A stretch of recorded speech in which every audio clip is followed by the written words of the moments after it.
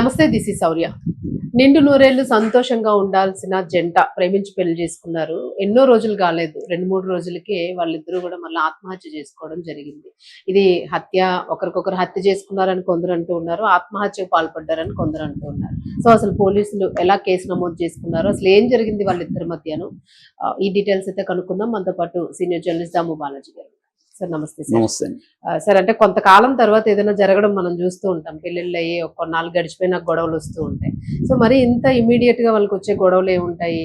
అసలు హత్య, ఆత్మహత్య, దాన్ని మనం ఎలా అనుకోవచ్చు? యాక్చువల్గా ఇది 2 రోజులు కాదు, మార్చి 8న వాళ్ళకి పెళ్ళి అయింది. కాకపోతే ఏంటంటే టైం చాలా తక్కువ కాబట్టి అలా చెప్తున్నారు. సో వీళ్ళిద్దరు ఒకరినొకరు చంపుకున్నారా, లేకపోతే ఇద్దరు ఒకేసారి ఆత్మహత్య చేసుకున్నారా, ఇది ఎలా జరిగింది? సో అసలు ఆత్మహత్యలు హైదరాబాద్ లో ఈ మధ్యకాలంలో జంటలు కానీ లేకపోతే ఇండివిజువల్స్ కానీ ఎక్కువగా యూత్ ఎందుకు చేసుకుంటున్నారు? ఎందుకంటే ఇండియాలోనే ఆత్మహత్యలు చేసుకోవడంలో తెలంగాణ 5వ ప్లేస్లో ఉంది. సో ఎందుకు ఈ స్థాయిలో ఉంది అనే విషయాలను మనం చూద్దాం. ముఖ్యంగా ముందుగా వీళ్ళిద్దరి పరిస్థితి చూస్తే, ఇతని పేరు ఎంజాల కార్తిక్, ఇతనికి 28 ఏళ్ళు. ఈ అమ్మాయి పేరు ఎర్రమల్ల మంజుల, 27 ఏళ్ళు. ఈ అబ్బాయి ఏమో ఒక మార్కెటింగ్ సంస్థలో, అంటే ఒక ప్రైవేట్ కంపెనీలో మార్కెటింగ్ సెల్లో పనిచేస్తున్నాడు. ఈ అమ్మాయి హోమ్ మేకర్గా ఉంది. వీళ్ళిద్దరూ గతంలో ప్రేమించుకున్నారు. అయితే పెద్దలకు చెప్పి కన్విన్స్ చేశారు. కన్విన్స్ చేసినాక పెద్దల సమక్షంలో మార్చి లో పెళ్ళి అయింది. పెళ్ళైన తర్వాత వీళ్ళకి ఒక ఇండిపెండెంట్ హౌస్ ఉంది ఈ అబ్బాయికి, కార్తిక్కి. వాళ్ళు ఎప్పటి నుంచో తరతరాలుగా వాళ్ళకి ఆ ఇల్లు వస్తూ ఉందన్నమాట. ఆ ఇంట్లోనే ఇప్పుడు ఈ అబ్బాయి, వీళ్ళ అన్న, ఈ అబ్బాయి ఫస్ట్ ఫ్లోర్లో కాపురం పెట్టాడు, వీళ్ళ అన్న సెకండ్ ఫ్లోర్లో ఉంటాడు, వీళ్ళ అమ్మ నాన్న కింది గ్రౌండ్ ఫ్లోర్లో ఉంటారు. అలాగా ఫ్యామిలీ ఒక రకంగా ఉమ్మడి కుటుంబం అని చెప్పొచ్చు. అంటే ఎవరి వంట వాళ్ళదే, కానీ ఒకే బిల్డింగ్ లో ఉంటారు. ఈ మధ్యకాలంలో ఇలాగ చాలా మంది ఉంటున్నారు. కొంత ఇల్లు బాగుండి వాళ్ళు ఒకే దగ్గర ఉండాలి, మళ్ళీ ఫ్రీడమ్ ఉండాలి, ప్రైవసీ ఉండాలి, మళ్ళీ ఒక దగ్గర ఉన్నట్టు ఉంటుందని. నేనైతే 40 కుటుంబాలు చూసాను. ఎంఎస్ రామయ్య అని బెంగళూరులో 40 కుటుంబాలు, వాళ్ళు ఒక పెద్ద బిల్డింగ్ లో ఉంటారు. వాళ్ళు మళ్ళీ వాళ్ళకి అందరికి కామన్ గా ఒక అడ్మినిస్ట్రేటర్, సరుకులు తెచ్చడం, ఇవన్నీ ఉంటాయి. ఎవరి ప్రైవసీ వాళ్ళకి ఉంటుంది. ఎవ్రీ వీక్ ఏదో ఒక ఫంక్షన్, బర్త్డేనో అవి వస్తుంటాయి కాబట్టి కలుస్తుంటారు. అలాగా ఉన్న ఫ్యామిలీ నేను, ఎందుకంటే నేను ఆయన మీద డాక్యుమెంటరీ తీశాను అనమాట.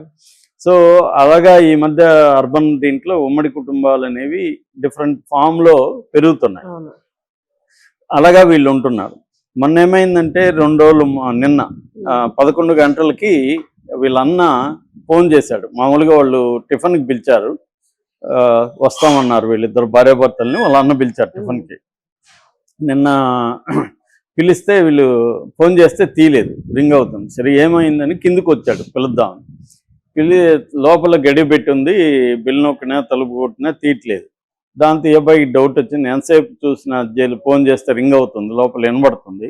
ఆ అబ్బాయికి డౌట్ వచ్చి కిటికీకి గ్లాస్ ఉంటుంది కదా, దాన్ని పగలగొట్టాడు. పగలగొట్టి చూస్తే లోపల వీళ్ళ తమ్ముడు వేలాడుతున్నాడు. దాంతో షాక్ అయిపోయాడు అతను. గట్టిగా అరిసేసి వాళ్ళ భార్య వాళ్ళందరూ వచ్చారు, పక్కింటి వాళ్ళని పిలిచారు.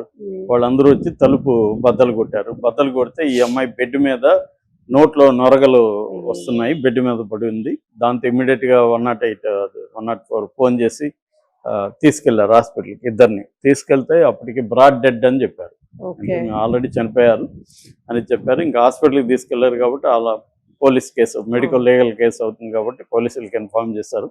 పోలీసులు వచ్చారు. సో అసలు వీళ్ళు ఎందుకు ఆత్మహత్య చేసుకున్నారు అనేది మొత్తం పరిశీలించారు. వాళ్ళని అడిగితే వాళ్ళు మామూలుగా కొత్తగా పెళ్ళి అయింది, బాగానే ఉన్నారు, ఏమీ ఇబ్బంది లేదనేది వాళ్ళు చెప్తున్నారు. చుట్టుపక్కల వాళ్ళని కూడా అడిగారు, అంటే ఇంట్లో ఏమన్నా సమస్యలు ఉండి వీళ్ళు చెప్పట్లేదేమో అని. చుట్టుపక్కల కూడా వాళ్ళు అసలు సైలెంట్ కప్పులు, ఎప్పుడు వెళ్తారో ఎప్పుడు వస్తారో తెలియదు, మాకేం తెలియదు, వాళ్ళు ప్రాబ్లమ్స్ అయితే మాకు తెలిసి ఏమి లేవు, ఎప్పుడు అరుచుకునింది గోల కానీ ఏమి లేదనేది వాళ్ళు చెప్తున్నారు. ఇంట్లో వాళ్ళు కూడా ఏమీ లేవు అంటున్నారు. ఎవరన్నా ఒకరు చనిపోతే ఇంకొక ఇది ఉండొచ్చు, ఇద్దరు ఒకసారి ఎందుకు ఎలా చనిపోయారు, ఆమె ఏదో పాయిజన్ తీసుకున్నట్టుంది, ఇతను నురుగులో ఇది చేశాడు. అంటే ఇక్కడ ఒక డౌట్ ఏమంటే అతను ఈమెకి పాయిజన్ ఇచ్చి అతను ఏమన్నా ఆత్మహత్య చేసుకున్నాడా, లేకపోతే ఇద్దరి మధ్య గొడవలు అయ్యి స్పాంటేనియస్ గా గొడవల్లో ఈమె ఏదైనా తాగేసినప్పుడు అతను భయపడి అతను హ్యాంగ్ చేసుకున్నాడా, లేకపోతే ముందు అతను హ్యాంగ్ చేసుకున్నాక ఈమె హ్యాంగ్ చేసుకోవడానికి భయపడి పురుగుల మంది ఈమె తాగిందా, ఏమీ తెలియదు. అంటే వీళ్ళు నోట్ కానీ సూసైడ్ నోట్ కానీ ఏమీ లేదు. అందుకని ఏసీపీ నరేష్ రెడ్డి వాళ్ళు బాలానగర్ కిందకు వస్తుంది, ఇది కోకటపల్లిలో జరిగింది. సో ఏసీపీ నరేష్ రెడ్డి వాళ్ళు ఏం చెప్తున్నారంటే ఇంకా దీంట్లో పోస్ట్ మార్టం ఒకటి రావాలి, ఎందుకంటే ఈ అబ్బాయికి మాత్రం గాయాలు అవి ఉన్నాయి, ఆ అమ్మాయి మీద ఒంటి మీద ఎటువంటి గాయాలు లేవు. అంటే వీళ్ళు ఫిజికల్గా గొడవ బండి కొట్టుకోవడం అట్లాంటిది ఏమి జరిగినట్టుగా కనిపించలేదు అనేది వాళ్ళు చెప్తున్నారు. మేబీ వాళ్ళిద్దరి మధ్య గొడవ అయితే జరిగి ఉంటుంది, లేకపోతే ఎందుకు ఆత్మహత్య చేసుకుంటారు. సో అందుకని పోలీసులు ఏం చెప్తున్నారంటే మేబీ ఫైనాన్షియల్ ప్రాబ్లమ్స్ ఉండొచ్చు, ఆ అబ్బాయి మార్కెటింగ్ చేస్తున్నాడు, పెద్ద జీతం లేదు, ఫైనాన్షియల్ ప్రాబ్లం. ఎందుకంటే లవ్ దీంట్లో ఇంట్లలో ఒప్పుకున్నా కూడా వాళ్ళు యాక్టివ్గా సపోర్ట్ చేయకపోవాలి. సో లవ్ మ్యారేజ్లో ఈ ప్రాబ్లమ్స్ మెయిన్గా పెళ్ళి అయ్యే వరకు బాగానే ఉంటుంది, కానీ అయినాక మేజర్గా వచ్చేవి ఫస్ట్ ఫైనాన్షియల్ ప్రాబ్లమ్స్, రెండోది కంపాటబిలిటీ ఇష్యూస్. సో ఇద్దరు అడ్జస్ట్మెంట్లు, బిగినింగ్ లో ఉండే రొమాన్స్ అవన్నీ పక్కకి వెళ్ళి ఇవి బయటకు వస్తాయి. ఇవి బయటకు వచ్చినప్పుడు కంపాటబిలిటీ ఎక్కువగా గొడవలు 1-2 years లోనే ఎక్కువ వస్తాయి. ఆ తర్వాత అదే అంటారు కదా, ఆ తర్వాత ఏమైందంటే నేను అడ్జస్ట్ అయిపోయానని. సో అలాగే అడ్జస్ట్ అయిపోతారు తర్వాత మెల్లగా. కానీ ఆ బిగినింగ్ లో అడ్జస్ట్ అయ్యే క్రమంలో జరిగే గొడవలు అప్పుడే ఎమోషనల్ గా బర్స్ట్ అయి చనిపోయే కేసులు ఎక్కువ ఉన్నాయి అన్నమాట. అంటే మనకి ఇండియాలో సంవత్సరానికి 171,418 ఆత్మహత్యలు 2023 NCRB లెక్కల ప్రకారం. అదే తెలంగాణలో 10,580 మంది చనిపోయారు. అంటే 6.2% నేషనల్ యావరేజ్ చూస్తే 1,00,000కి 12 మంది చనిపోతుంటే తెలంగాణలో 28 మంది చనిపోతున్నారు 1,00,000కి. అంటే టాప్ వచ్చి అండమాన్ అండి, 1,00,000కి 50 మంది చనిపోతున్నారు అండమాన్. సూసైడ్స్ ఇవన్నీ సూసైడ్స్. అంటే సూసైడ్స్ ఎక్కువ మన దేశంలో అండమాన్ అండ్ నికోబార్ ఐలాండ్స్ లో సూసైడ్లు ఎక్కువ జరుగుతున్నాయి. రెండవది సిక్కిం 40 మంది చనిపోతున్నారు. మూడవది మనం అందరూ గొప్పగా చెప్పుకునే కేరళని చాలా అభివృద్ధి చాలా అందరం, అక్కడ సూసైడ్లు 1,00,000కి 30 మంది చనిపోతున్నారు. అంటే టాప్ 3లో ఉంది.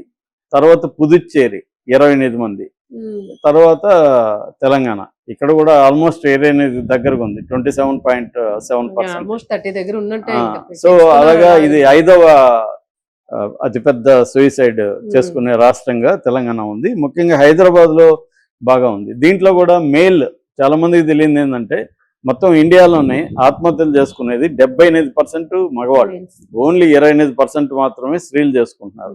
దీనికి ప్రధాన కారణం ఏంటంటే మగవాళ్ళు స్త్రీలన్న ఏడ్చో గీడ్చో గందరగోళపడి వాళ్ళు చేస్తారు, మగవాళ్ళు ఏడవలేరు, వాళ్ళకి ఎక్స్ప్రెస్ చేయలేరు, ఇంట్లో సమస్యలు బయట చెప్పుకుంటే పరుగు పోతుందని చెప్పుకోలేరు, వీళ్ళు ఏమన్నుంటే కొడతారు తప్ప. స్త్రీలేమో కొట్టకుండా వాళ్ళు సైలెంట్ వైలెన్స్ అనేది చూపిస్తారు, మాటల ద్వారా చేతల ద్వారా వైలెన్స్, దాన్ని తట్టుకోవడం వీళ్ళ వాళ్ళు కాదు. అందుకని 44% ఆత్మహత్యలకి కారణం ఫ్యామిలీ ప్రాబ్లమ్స్. తెలంగాణలో కూడా 48% తెలంగాణలో కూడా ఫ్యామిలీ ప్రాబ్లమ్స్ వల్లే ఆత్మహత్యలు చేసుకుంటున్నారు. ఈ జంటల ఆత్మహత్యలు కూడా ఈ మధ్య ఎక్కువ, ముఖ్యంగా లవ్ మ్యారేజ్లు పెరుగుతున్నాయని చెప్తున్నారు. ఎందుకంటే ఒకటి ఫ్యామిలీలో ఫైనాన్షియల్ ప్రాబ్లమ్స్, ఆ తర్వాత అడ్జస్ట్మెంట్లు, దాని తర్వాత అఫైర్లు. అంటే అమ్మాయిలు వాళ్ళ ఫోన్లు వీళ్ళు చూడడం, వీళ్ళ ఫోన్లు వాళ్ళు చెక్ చేయడం, ఇక్కడ నుంచి అనుమానాలు పెరగడం. సో ఆ అమ్మాయికి ఆల్రెడీ క్లాస్మేట్ లో బ్యాచ్మేట్ లో ఉండడం, దాన్ని ఇతను పట్టుకోవడం. ఆ మధ్య కూడా మా లాయర్ ఫ్రెండ్ ఒక ఆయన చెప్పాడు, ఈ అమ్మాయికి అతను పెళ్ళయింది, పెళ్లి కాకముందే వీళ్ళిద్దరు సరదాగా రూమ్ బుక్ చేసుకుందాం అనుకున్నారు. అతను ట్రై చేస్తే కలవట్లేదు, అమ్మాయి నేను చేయనా అంటే చెయ్యన్నాడు, చేసింది, అయ్యింది. మళ్ళీ డౌట్ వచ్చింది, ఈ అమ్మాయి ఎలా చేయగలిగిందని చెక్ చేస్తాడు పెళ్ళైనాక. గూగుల్ హిస్టరీలో చేస్తే ఈ అమ్మాయి చాలా సార్లు బుక్ చేసింది. గట్టిగా అడిగితే నేను చాలా బాయ్ ఫ్రెండ్లు ఉన్నారు నాకు, ఇప్పుడు ఏమంటావు అని చెప్పింది. అదేంటంటే ఆ అమ్మాయి ఇతని మీద డొమెస్టిక్ వైలెన్స్ పెట్టింది. ఫైనల్ గా 25 లక్షలు ఇచ్చి సెటిల్ చేశాడు. సో ఇది కేసు. సో ఇలాగా చాలా ఇష్యూస్ ఈ మధ్య వచ్చి ఆత్మహత్యలు అనేవి పెరిగిపోతున్నాయి. అయితే వీళ్ళిద్దరి ఆత్మహత్యకి పర్టికులర్ రీజన్స్ అనేవి ఇంకా బయటికి రావాల్సి ఉంది. పోస్ట్ మార్టం రిపోర్టు ఇంకా ఎంక్వైరీలో అయితే వాళ్ళ ఫ్యామిలీని, ఇంకా ఆ అమ్మాయితో పనిచేసిన వాళ్ళు, గతంలో ఈ అబ్బాయితో పనిచేస్తున్న వాళ్ళందరినీ కూడా విచారిస్తున్నారు. మామూలుగా ఏంటంటే పెద్ద పెద్ద హత్యలనే పోలీసులు త్వరగా తేల్చట్లేదు. ఇలాంటి ఆత్మహత్యలను ఏమి తెలుస్తారు? మనం చూసాం కదా, ఆమె విజయారెడ్డిది ఇప్పటి వరకు పోలీసులు అథెంటిక్ గా ఇది రీజన్ అని చెప్పట్లేదు. సో అందువల్ల ఇప్పుడు ఫ్యామిలీలను కొట్టుకుంటున్నారు ఒకరినొకరు. సో అందుకనే ఆత్మహత్యలకు సంబంధించి ప్రాబ్లమ్స్ ఏంటంటే పోలీసులు దీన్ని క్షుణ్ణంగా పరిశీలించి చేసేంత నెట్వర్క్ కానీ సిబ్బంది కానీ వాళ్ళకు ఉండకపోవచ్చు. రెండోది వాళ్ళకి ఆసక్తి కూడా తక్కువ ఉండే అవకాశం ఉంది. సూసైడ్లో అంటే బంధువులు కూడా ప్రెజర్ చేయరు కదా, మీరు తేల్చండి అని. ఇంకా చనిపోయారు ఇద్దరు అనేది ఉంటుంది. అందువల్ల ఇదేంటంటే సమాజానికి అవసరం. నిజానికి దీంట్లో కారణాలని విశ్లేషించి కేస్ స్టడీలు చేయడం ద్వారా దీన్ని ఎలా ప్రివెంట్ చేయాలి. ఇప్పుడు వీళ్ళిద్దరు కపుల్ కౌన్సిలింగ్ అనేది మనకి నిజానికి చాలా తక్కువ ఉంది. యాక్చువల్గా ఈ మధ్య చాలా మంది సైకాలజిస్టులు డెవలప్ అవుతున్నది ఏమంటే ప్రీ మ్యారిటల్ కౌన్సిలింగ్. పెళ్లి చేసుకోక ముందే లవర్స్ అయినా కూడా ప్రీ మ్యారిటల్ కౌన్సిలింగ్కి వెళ్ళాలి. ఆ తర్వాత పోస్ట్ మ్యారిటల్ కౌన్సిలింగ్ వెళ్ళాలి. అంటే ఒక కారునికి మనం ఎట్లాగైతే సర్వీస్కి ఇస్తుంటామో అలాగే కపుల్స్ కూడా రెగ్యులర్గా సైకాలజిస్ట్ దగ్గరికి వెళ్ళాలి అనే కాన్సెప్ట్ ఇంకా డెవలప్ కాలేదు. దానివల్ల వీళ్ళ సమస్యలు వీళ్ళే కొట్లాడుకొని వీళ్ళే చనిపోవడం, చంపుకోవడం ఇదే జరుగుతూ ఉంది. Thank you sir.